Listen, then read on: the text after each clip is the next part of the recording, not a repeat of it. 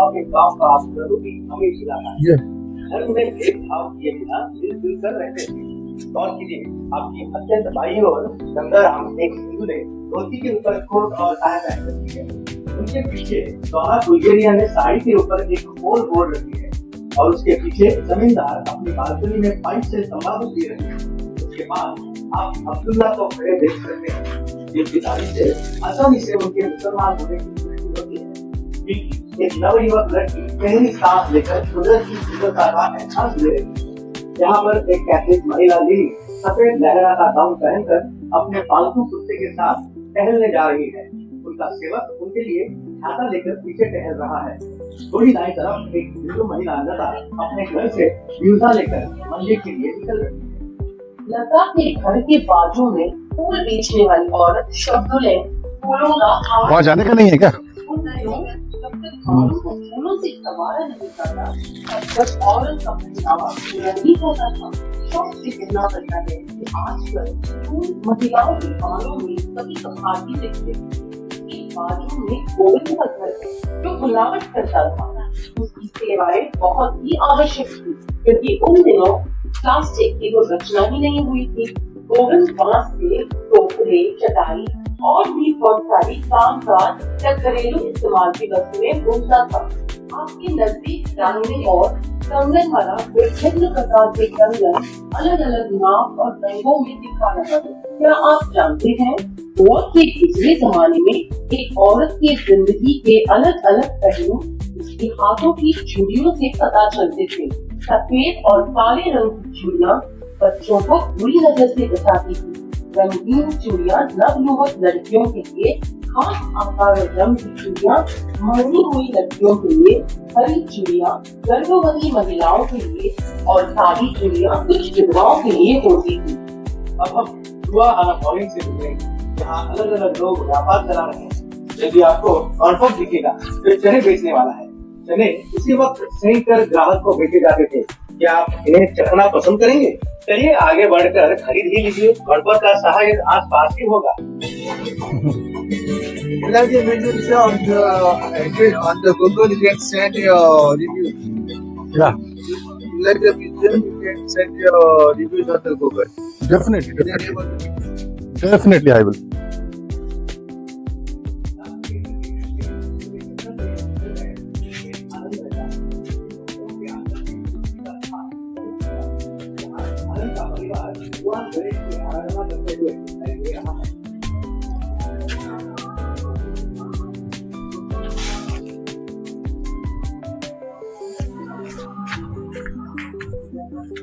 कहाँ गए गोविंद? बालकनी का एक हिस्सा रसोई घर में बदला हुआ है, जहाँ त्योहार में भेंट होने वाली सारी मिठाई तैयार की जा रही है। गोवा के हिंदुओं के लिए गणेश चतुर्थी ही सबसे बड़ा और महत्वपूर्ण त्योहार है। आनंद के घर के बाजू में आपको समुद्र मंथन का वर्णन दिखाई देगा। समुद्र मंथन से समुद्र का अमृत प्राप्त कर भगवान राक्षसों से युद्ध में अजय हुए। इसी दौरान भगवान विष्णु ने वराह अवतार लिया।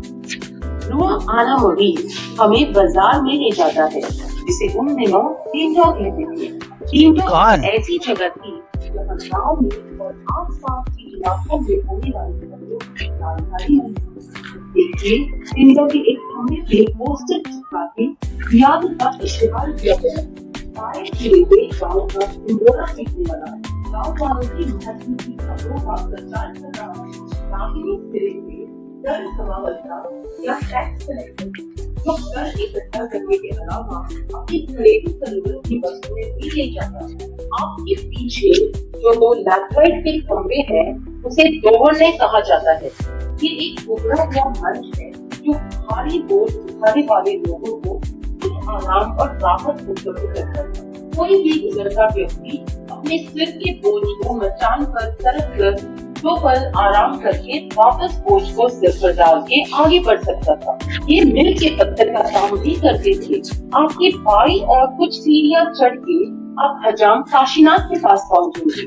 काशीनाथ यादों के छाव में या टीटों के अंदर बैठकर आदमियों के बाल और दाढ़ी बनाता था। गोवा में हजाम की एक और बहुत ही जरूरी भूमिका होती थी, शादी के जोड़े बनाने की और कई बार कहानियां सुनाने की भी। आगे बढ़े, और वो 2 सीढ़ियां चढ़कर डॉनर मरिया के आंगन में प्रवेश करी। ये The roof ऊपर देखो सर। हाँ, और ऐसा फिर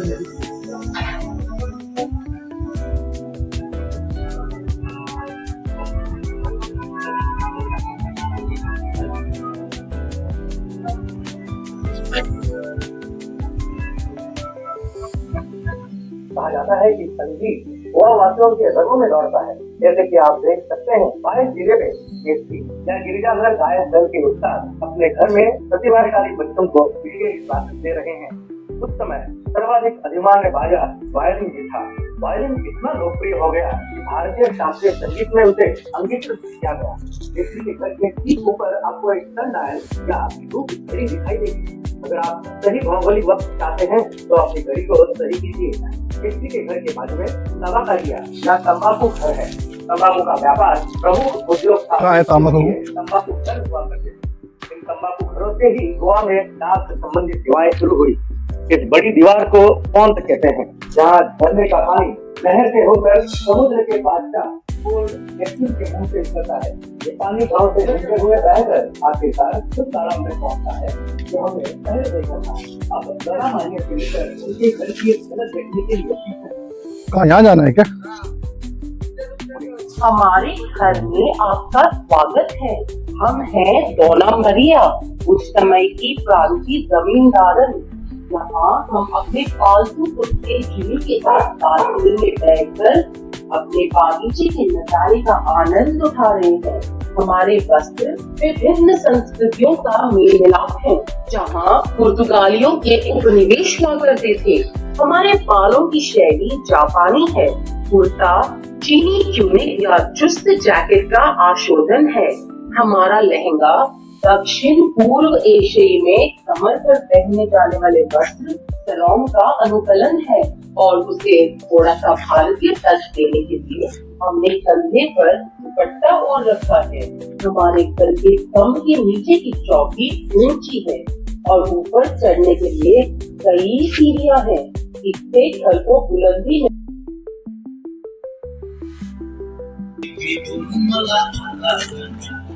Kopi aja kopi bihun malah ala biar aja kopi bihun malah ala biar aja। वास्तव में गोवा के हर गांव में मधुशाला होती थी, इसे टावेर्न कहते थे। इस सोडा मशीन का उन दिनों काफी इस्तेमाल होता था। शाम के वक्त काम खत्म कर थके हारे पुरुष यहाँ इकट्ठे होकर एक कोकम जूस दो। शराब के घूंट पीते और अदला-बदली करते। उन दिनों ये एक ऐसी जगह थी जहाँ कुछ मनोरंजन उपस्थित होता था। आप कुछ लोगों को ताबला खेलते देख सकते हैं। ताबला का खेल उन दिनों में बहुत ही लोकप्रिय था। प्राचीन गोवा के इस सफर में आप जरूर सके होंगे। फोन पे होगा ना? हमारी मधुशाला में आकर मदिरा नहीं, कोकम शरबत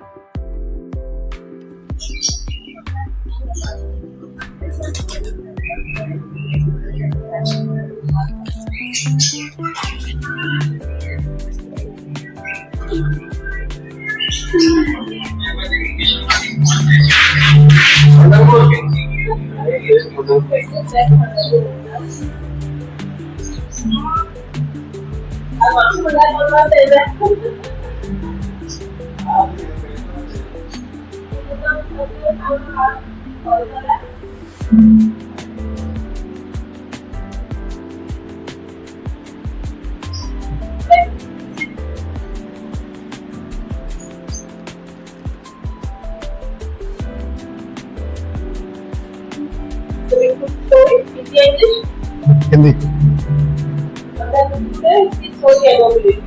Pardon? बिगफुट नामक पौराणिक स्थान पे आपका स्वागत है। इन 8 तस्वीरों द्वारा चित्रित की गई कहानी में आपको चट्टान में पाए गए अब चिन्ह का नाम, इस जगह को पढ़ने की जानकारी मिलेगी। ये कहानी एक दौलतमंद आदमी महावीर की है, जो दयालु और उदार था और गरीब जरूरतमंद लोगों की मदद करता। लालची लोग झूठ बोलकर उससे खाना, कपड़ा और पैसे मांगते, क्योंकि ये काम करने के लिए बहुत आलसी थे। ऐसा ही एक आदमी था खुरम, जिसने महावीर का सारा धन चुराने की साजिश रची। उसने अपने ऊपर दुर्भाग्य आने का नाटक किया और महावीर से मदद मांगी। महावीर इतने दयालु थे कि उसे मना नहीं कर पाए, लेकिन उसकी लालच का कोई अंत नहीं था। वो और अधिक पैसे मांगते गए। महावीर ने जो कुछ उसके पास था सब खुरम की मदद करने में लगाया। अंत में महावीर के पास देने के लिए और कुछ नहीं बचा। खुरम ने उसे अपना घर बेचने पर मजबूर किया और वो पैसे भी हड़प लिए। महावीर और उसकी पत्नी बेघर होकर सड़क पर उतर आए। फिर एक दिन महावीर की पत्नी बहुत बीमार पड़ गई, लेकिन कोई उनकी मदद के लिए नहीं पहुंचा। जिनकी मदद करने के लिए महावीर ने अपना सब कुछ त्याग कर दिया, वे भी उसकी मदद के लिए नहीं आए। उसकी पत्नी मर जाने से महावीर अकेला पड़ गया, लेकिन महावीर का विश्वास अटूट था। वो जगह जगह घूमकर जितना हो सकता लोगों की मदद करता। उसकी निर्भर स्थिति देख भगवान उन्हें सपने में दर्शन देकर पूछते हैं, क्या तुम खुरम से अपनी संपत्ति वापस हासिल करना चाहते हो? महावीर ने भगवान से मुरुन को माफ करने की विनती करते हुए कहा कि वो अपने हाल में खुश है। उसके उत्तर से प्रसन्न होकर भगवान ने महादेव को वरदान मांगने को कहा। तब महादेव ने भगवान से एक छोटी सी जगह मांगी जहाँ वो खड़ा रहकर मानवता की शांति के लिए प्रार्थना कर सके। महादेव की अधिक परीक्षा लेने के लिए भगवान ने उन्हें एक गर्म चट्टान दिखाई। महादेव राजी खुशी उस चट्टान के एक पैर में खड़ा हो गया और कई सालों तक प्रार्थना की। उसकी आस्था से प्रसन्न होकर भगवान महादेव को स्वर्ग में ले जाते हैं, लेकिन उसके पैर के निशान उस चट्टान पे हमेशा के लिए छूटे। इस जगह का नाम बिगफुट पड़ा। अगर आप गुफा में प्रवेश करें तो आप महादेव के पैरों के निशान पाएंगे। कथानुसार महादेव को वरदान के तौर पर जो कोई सच्चे मन से प्रार्थना करता है उसे आशीर्वाद प्राप्त होता है और उसकी मनोकामना जरूर पूरी होती है। अपनी मनोकामना को तब तक राज में रखें जब तक उसकी प्राप्ति ना हो। कृपया अपने जूते बाहर छोड़े और अंदर प्रवेश करते वक्त सिर नीचे झुकाकर चले। चाहे तो आप अगरबत्ती जला सकते हैं।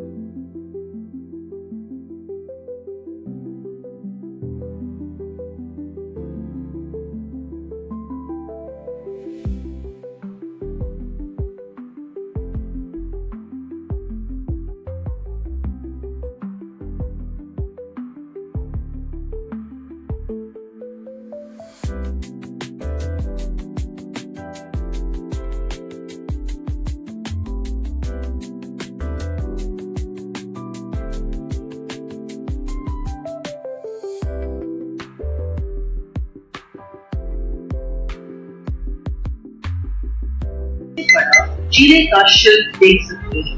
यह शिल्प हमारी भारतीय संस्कृति की याद दिलाता है। संत मीराबाई एक थाली के सुरों पर संगीत स्वरों में खुद को भूल चुकी है। इस शिल्प पर ग्रीक रोम शिल्प कला का असर नजर आता है। यह शिल्प कलाकार जोसेफ महेंद्र अराउजो अल्वारेस द्वारा सन 1994 निर्माण किया गया। एक लंबे चौड़े चिले पर केवल छन्नी, तोड़े जैसी मामूली औजारों की मदद से कलाकार ने इसकी निर्मिती सिर्फ 30 दिनों में की। शिल्प गंधार कला की भी याद दिलाता है। मीरा के माथे की बिंदी, बाहों में बाजूगर, बालों में गजरा, हाथों में कंगन, ये बातें उसका भारतीयत्व अधोरेखित करती है।